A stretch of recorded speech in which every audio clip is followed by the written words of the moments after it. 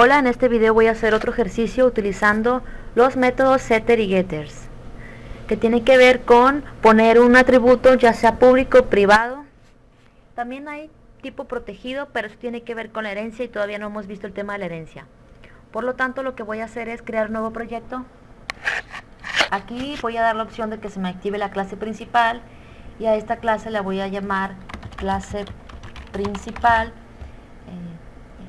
Bueno, malamente la cambié primero porque al cambiar esto, bueno, voy a dejar, a ver, este proyecto le vamos a llamar setters y getters. Así le voy a llamar el proyecto. Al nombre de la clase le voy a llamar clase principal, clase main, bueno, clase que contiene el método main, y al paquete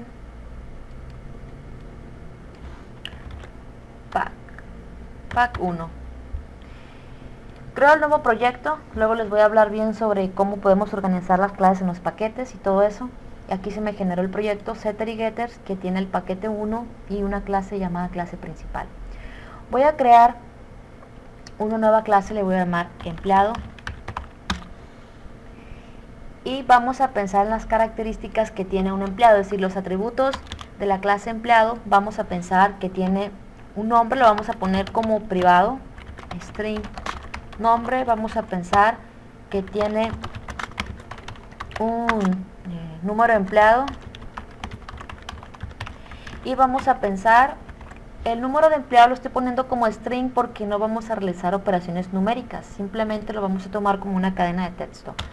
Y vamos a pensar en ¿qué otro atributo? Un sueldo, double sueldo. El atributo empleado tiene tres atributos. Perdón, la clase empleado tiene tres atributos de acceso privado. Es decir, no vamos a poder acceder desde ninguna otra clase, así sea la clase principal, no vamos a poder acceder a los atributos. Si yo intento crear un objeto de tipo empleado, empleado 1 es igual a new empleado, y intento acceder al atributo, por ejemplo nombre, no voy a poder porque es de acceso privado. Necesito crear los métodos de acceso setter y getters.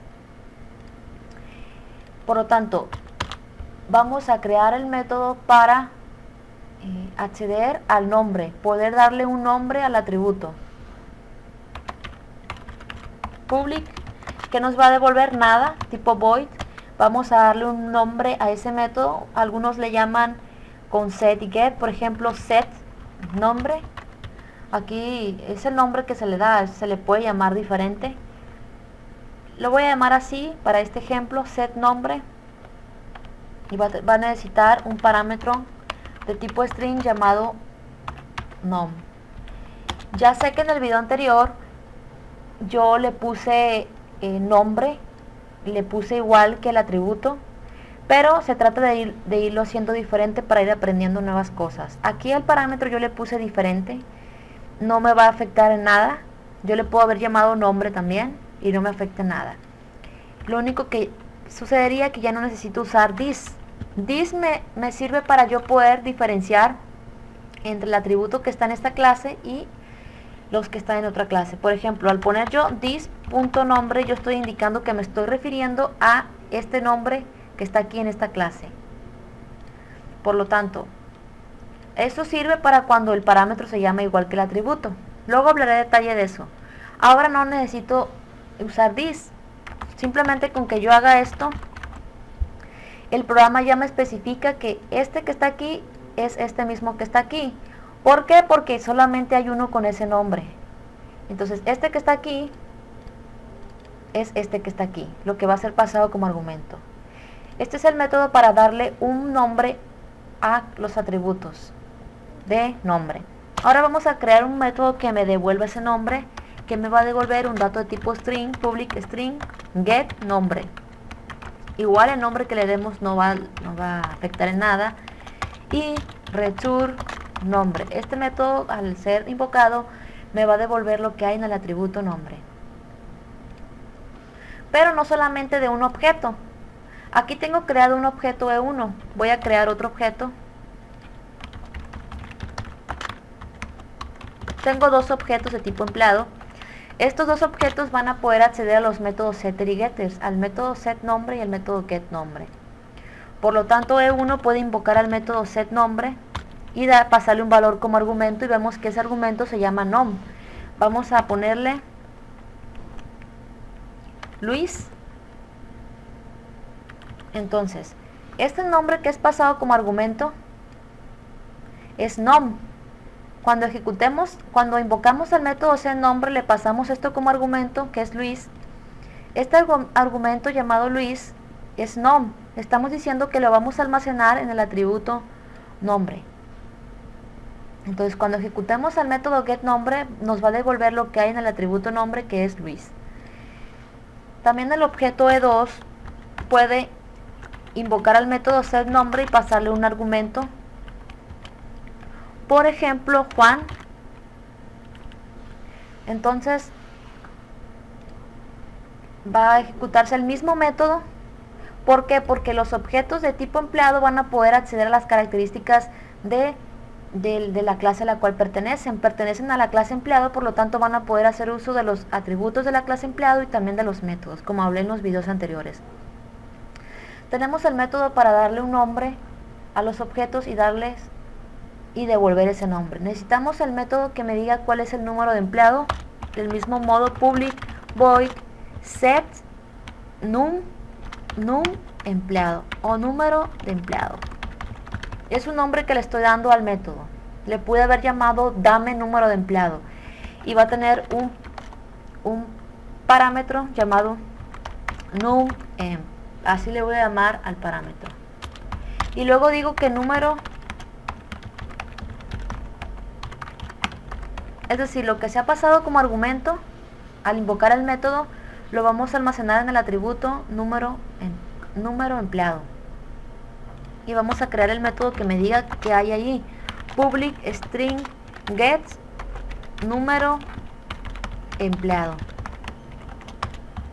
return número empleado. Entonces, como les dije, el nombre que le demos al método no va a afectar en nada. Yo le pude haber llamado al método como yo desee, le pude haber llamado vaca, le pude haber llamado dame número de empleado, le pude haber llamado número de empleado simplemente, y aquí le llamé set número de empleado para especificar que nos va a dar un valor. Le vamos a dar un valor.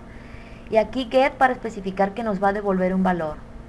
Entonces, si yo invoco con el objeto E1 al método, vemos que aquí ya me aparece el método set número empleado. Dice que necesita un argumento de tipo string llamado num-emp.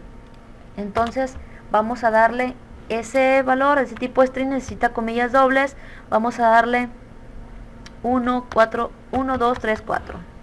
Entonces este argumento 1, 2, 3, 4 lo vamos a copiar aquí. Este es 1, 2, 3, 4 y vamos a decir que lo vamos a almacenar en el atributo número empleado.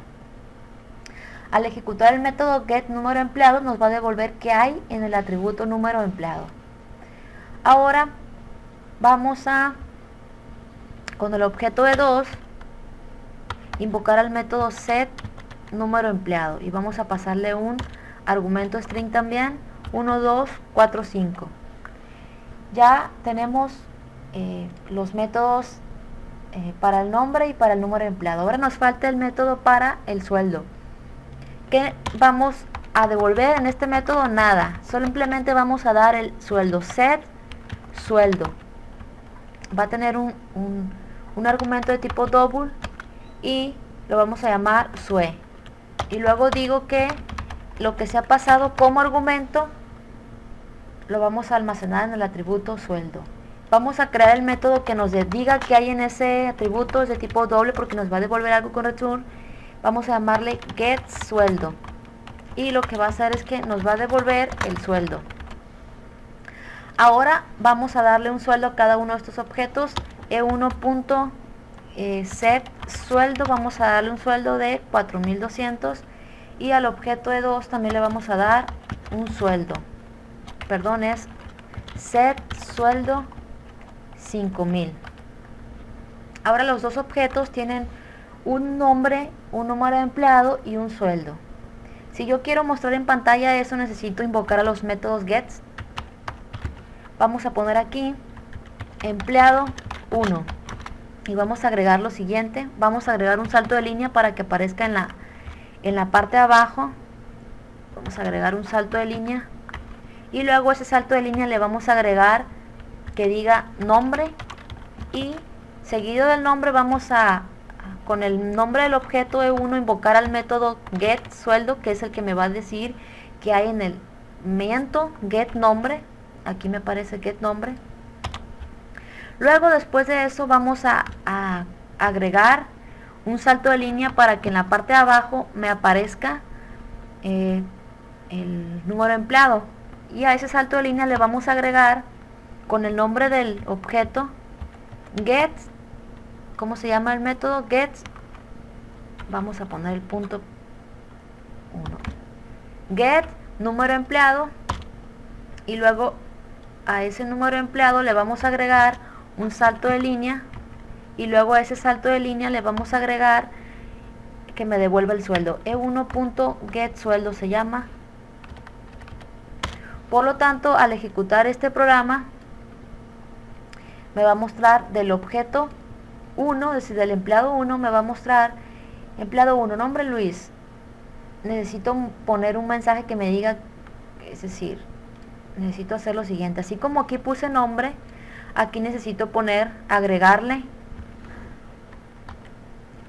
número de empleado. Ahorita voy a poner el link del programa en la descripción para que vean el código. Y aquí, después del salto de línea, agregarle sueldo.